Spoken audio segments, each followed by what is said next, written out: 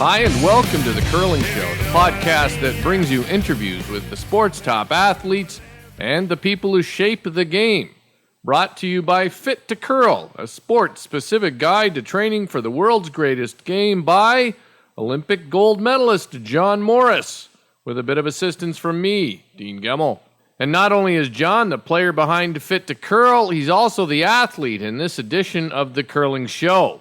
But before we get to that conversation, remember that now is the time to get your copy of Fit to Curl so you can spend our sports off-season getting yourself to a fitness level that will serve you well on the ice next year.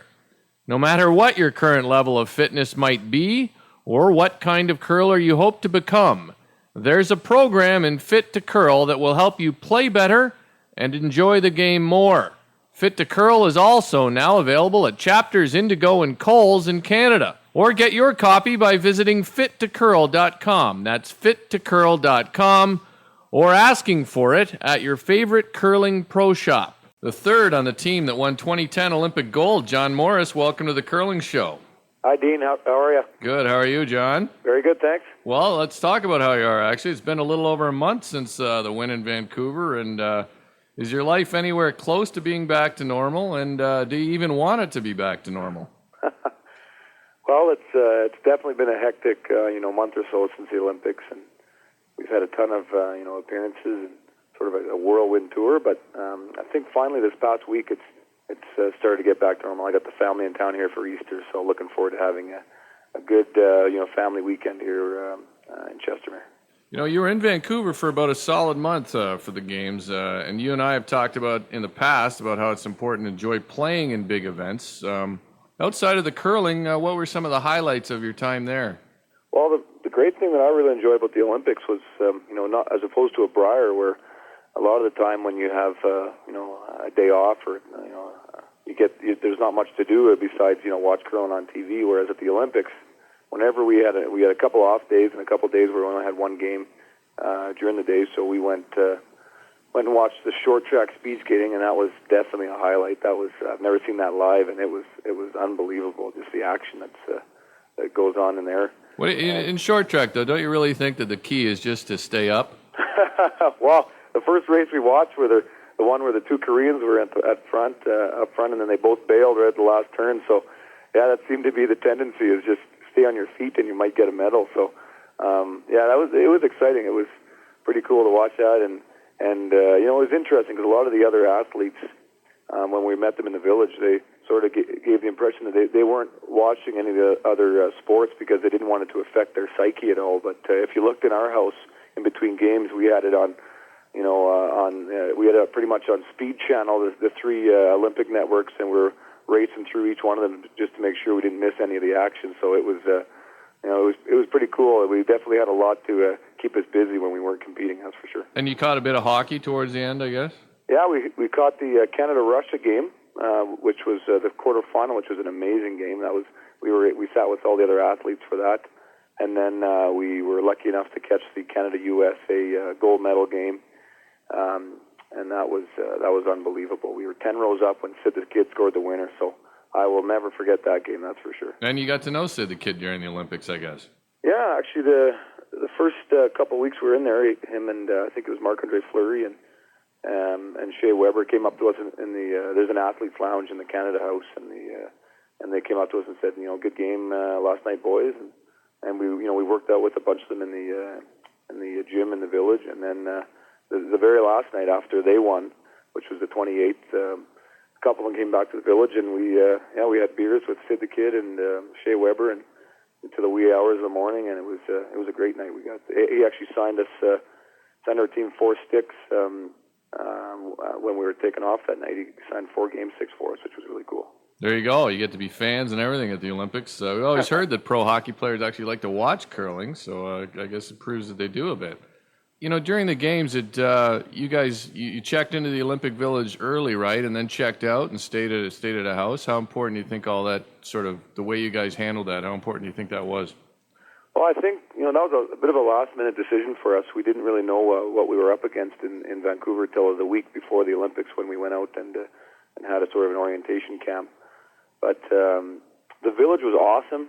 It was, everything you sort of wanted it to be. However, it was, and this is where Kevin's expertise sort of came in, because, if it was up to us, we probably would have stayed in that village the whole time. But it was pretty important for Kev to make sure we had, we're doing our own thing and had our own sort of quarters for our competition. So, we stayed there. We stayed in the village for the first week, and then we actually rented a really nice house about 2 or 3 minutes from the venue that we were playing in, and it was vital. We were able to go back there and really, it really felt like home to us. The one thing in the village, there's no TVs, so we couldn't really watch any of the sports and cheer on the rest of our team. So just being able to go and relax, put our feet up, and have sort of a home atmosphere where it was just our curling team was really important. I think that was one of the keys to our success. But then at the same time, you'd go back to the village to work out, things like that?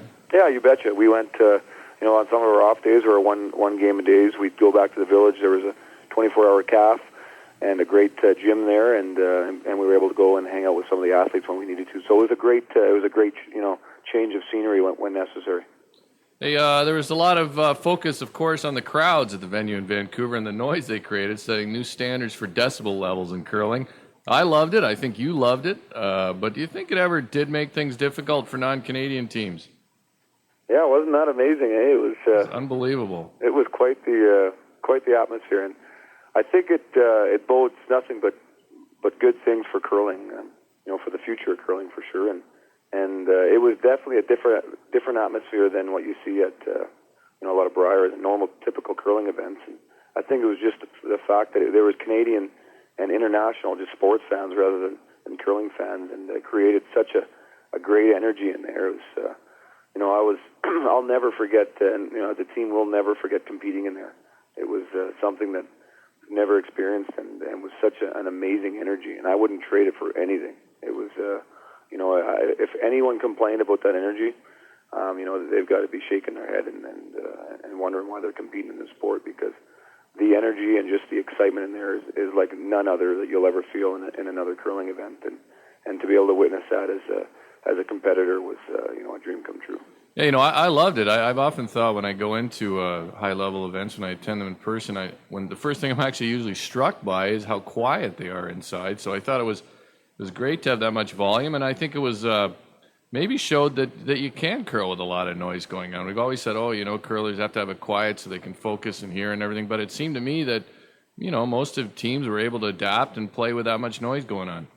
Oh, I'm definitely an advocate for, any type of noise or energy that you can bring to a stadium. I know that when the Grand Slams first came out, they'd play a lot of music and really try to appeal to the younger demographic. And I know that that's one thing that when my younger friends go, they say, it's great watching the action when it's exciting, but sometimes, curling can be a little boring between ends. And so I think any way you can spice it up, whether it's music, whether it's, getting someone to get the fans riled up, I think it's a good thing. And I think that's why, that'll be what will help, change this game to a younger demographic, is really just increasing the excitement a little bit more.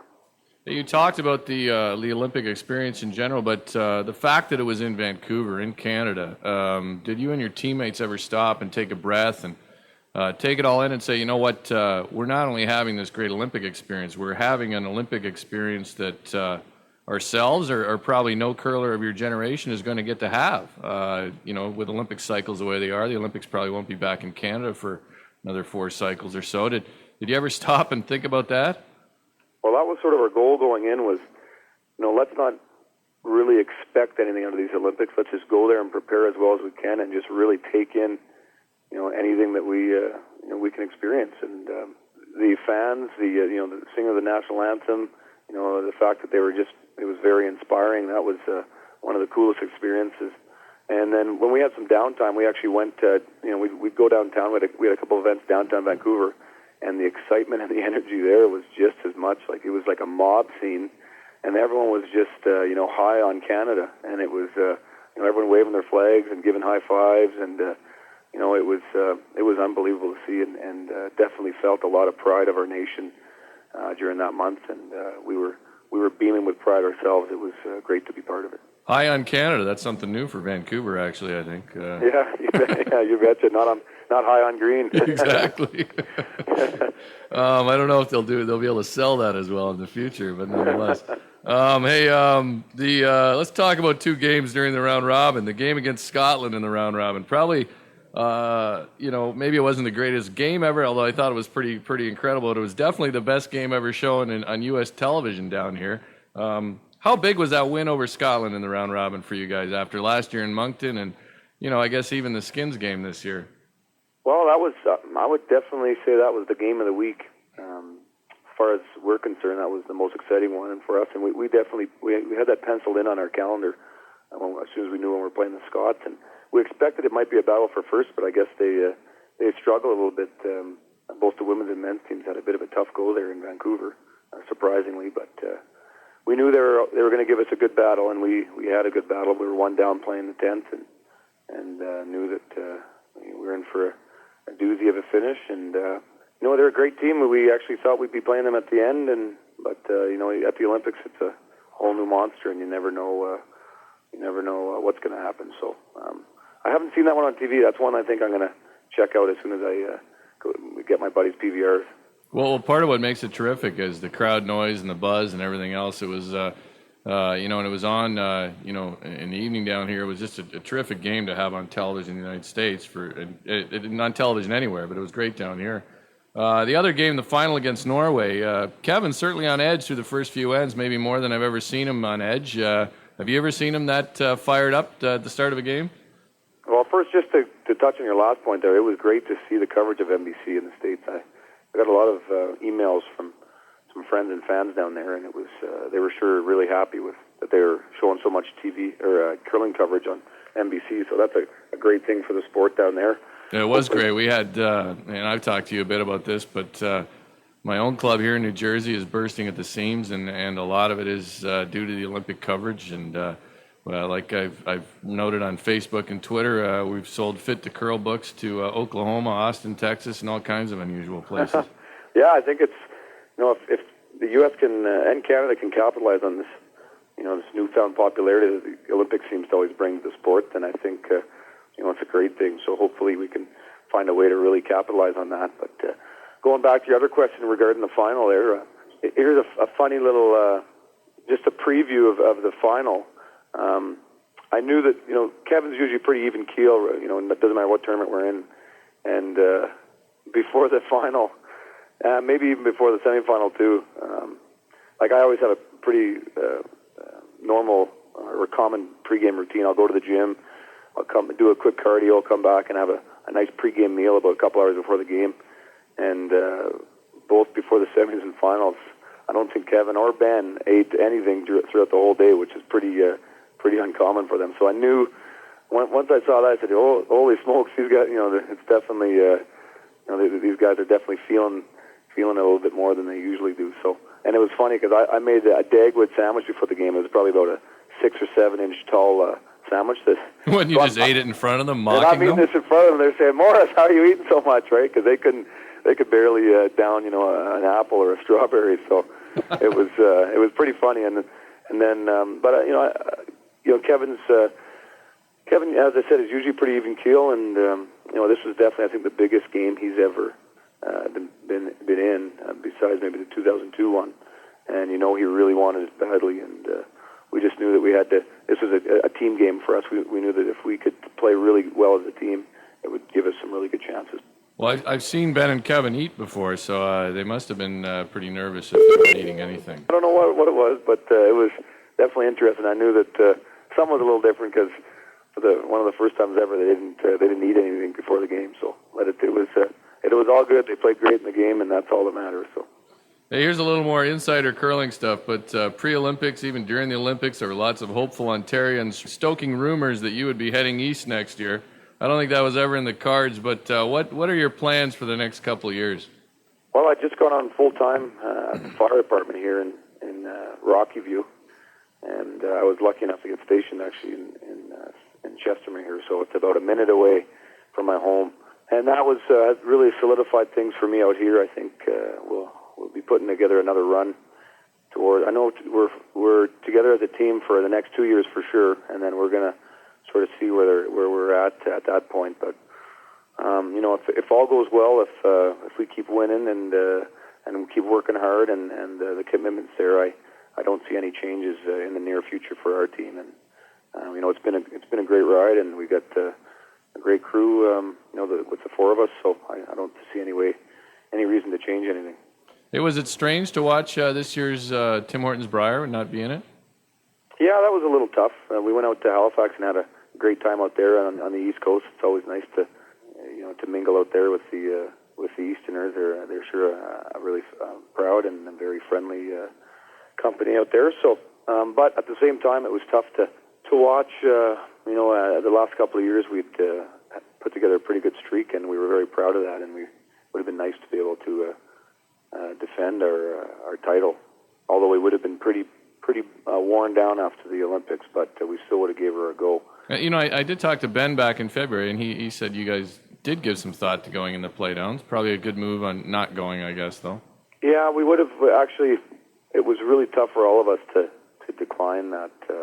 We would have had about 12 hours off between the provincials and going to the Olympics, and we just felt that the Olympics were too big not to prepare properly for us. So we decided to decline. But hopefully in the near future, the CCA looks at bringing in a Team Canada like they do on the women's side. I think that definitely would improve the event. Not that it's a great event as it is, but if they could make a minor change, I think that would be one that would really benefit the event, and hopefully find a way to keep all the other provinces happy as well. So John Morris in favor of the Team Canada concept at the Brier.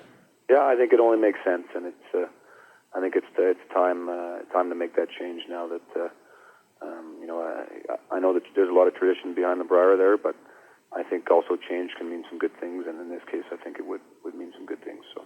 What do you make of that proposal where they would have sort of a relegation pool and things like that, where they'd have? Well, I've heard a couple of things. I think that the most obvious one is, and the reason I guess why Northern Ontario in the first place was included in the Brier was more for transportation purposes when you had to take the train to the Brier and not fly. So, but I think the most obvious one is probably including Team Canada and either keeping it the same with all the other provinces. If that would be too tough to do, then I know it would be tough on Northern Ontario and Ontario fans, but to amalgamate that province, I think is only fair.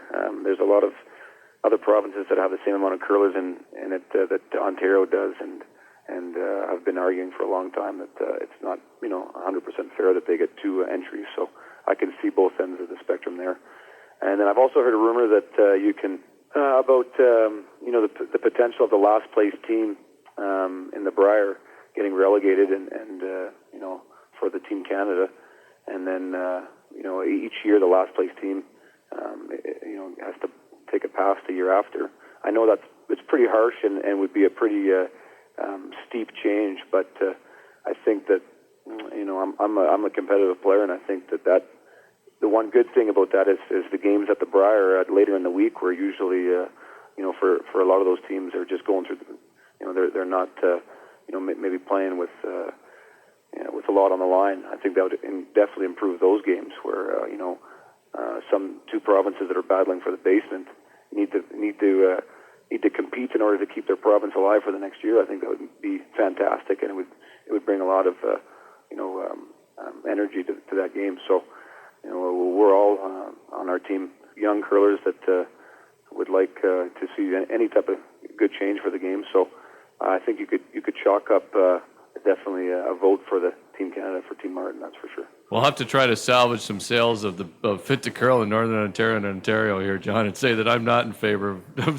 one province. Well, it's funny. I got a lot of friends there still too, and yeah. I was even when I lived in Ontario, I was in favor of that as well. So. I'll have to say that if you do any travel in Northern Ontario, you know why they need a separate province. The reality is they're going to have things like none of it's talking about want to be in each territory, maybe having their own spots. So and those places don't have anywhere near the number of curlers that Northern Ontario does. I think, and you bring up a good point. I think that there's some good options here. It's just a matter of putting the options together on the table and finding out the the best solution. And I think that there is a lot of really good options. You bring a good point there. So. All right, we'll try to keep the sales in Ontario going there by saying that there's places there's other solutions. All right, Johnny, we finished with a run back. I'll give you a topic. You give me your thoughts in 1 to 3 words. Cool. The off-the-podium finishes of the men's and women's teams from Great Britain. Surprising, but I guess that means they got to look at their system a bit. There you go. There's their vaunted selection process. Speaking of that, the next one, the rumor of an all-star selection process here in the United States. Well, I think it can only do better things for the U.S. because it's, they've definitely struggled with the last Olympics. So hopefully, I cheer hard for my neighbors from down south there, and it was tough to see them have a rough go of things at the Olympics. So hopefully they can come up with something that will work better. If they do that all-star process, though, they better do it pretty darn soon, and so they get the pieces in place for 2014. Yeah, I tend to think we need a hybrid of somewhere between what Canada and what Switzerland does. But yeah, I think you're right. You should be the front runner. You should devise the plan. Yeah, I have a plan. So right. I don't think we should pick a team, but I think we definitely need to winnow our teams down for the Olympics. And not allow just anybody to enter in September and win the right to go to the Olympics in February. And I don't mean that on a knock on Schuster and the guys because they won fair and square, but.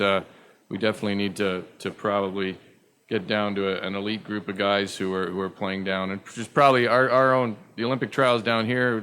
I think would be different than in Canada. We probably only have 4 teams, I think, because that's about all we might have that might fit that bill. But anyways, it's probably a discussion for another time. Those Team Norway pants. All distracting, but they only distracted us for our pregame practice prior to day one. So once we knew what we were dealing with.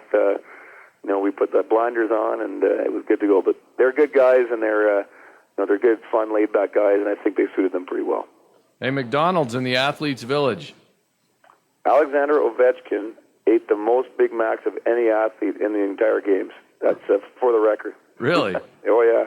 He took down McDonald's like it was his job. I just find it kind of funny. You got all these fit, trained athletes, and they're serving up Big Macs all week. He even took down more than Benny Hebert, if you can believe it. Really? No, I just had to say that to get a knock on my man, Heaps.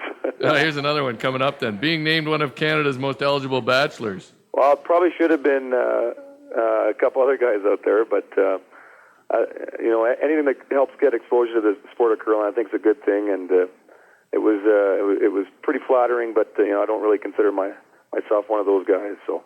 How about Ben Hebert's chances of being named one of Canada's most eligible bachelors, if he actually was a bachelor? I was going to say, if he didn't have a great girlfriend in Teddy Ford, I think that, he'd probably be right up there because he's quite the ladies' man, back in the day when he was single. But, he's a great guy, and I'm sure he's going to make Teddy a very happy girl one day. I think when he was single, he got A for effort, but... True.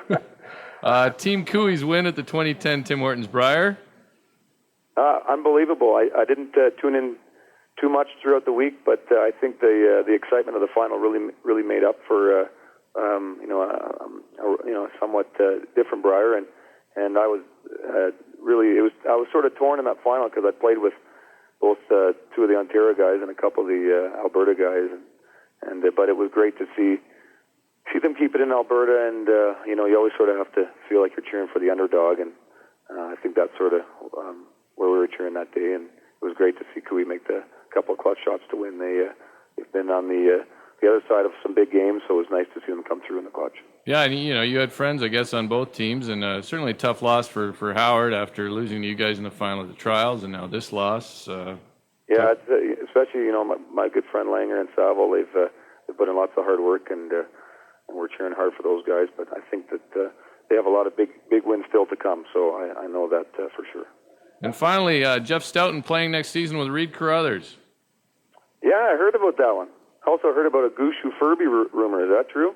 Wow. See, I don't know. I don't know if that's true. I have heard the stories about that. I've heard that there's some rumblings about who might go west and who might go east. But no, there's definitely some interesting mix-ups out there, which we expected. But I don't know Reed too well. I've only played him a couple times.